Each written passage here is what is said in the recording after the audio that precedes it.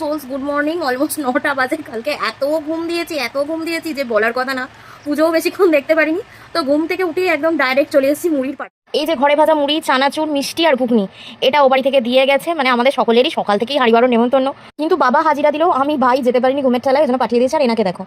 আর তারপর এই যে স্নান টান করে রেডি হয়ে নিয়েছি। এটা হচ্ছে আজকের আউটফিট। এবার হচ্ছে আমরা যাব হচ্ছে খাওয়া দাওয়া করতে। এখন বাজে অলমোস্ট 12:30। আর কালকে শরীরটা এত খারাপ করছিল, টুকটাক কিছু কাজ করার পর একদম ঘরে চলে গিয়েছিলাম, ওই জন্য প্রতিমার সম্পূর্ণ দর্শন তোমাদের করাতে পারিনি। এটা হচ্ছে মায়ের সম্পূর্ণ শৃঙ্গার। তারপর এই যে আমরা সদল বলে পেট পুজোর উদ্দেশ্যে রওনা দিয়েছি। মা, জেঠিমা, কাকিমা, আমি।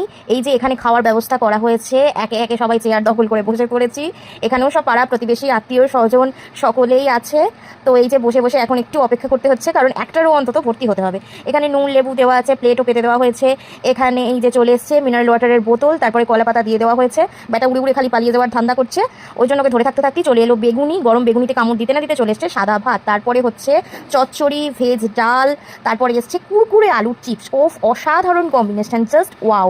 আমার এই ভেজ ডাল আর কুরকুরে আলু ভাজা ভীষণ ভালো লাগে। তারপরে এসছে মাটন, তারপরে হচ্ছে তেঁতুল দিয়ে মাছের টক, তারপরে হচ্ছে খেজুর আম সত্ত্বে টেস্টি টেস্টি চাটনি। এটাও পাঁপড় দিয়ে মাখিয়ে খেতে যা লাগে না, দারুণ, একবার অন্তত ট্রাই করো। তারপর এই যে এসছে পায়েস, তারপরে হচ্ছে রসগোল্লা। ব্যাস, খাওয়া এখানেই শেষ। বাটিতে সাবান জল দিয়ে দিয়েছে হাত ধোয়ার জন্য, হাত ধুয়ে নিলাম, শেষে পান নিয়ে বাড়ি চলে এলাম।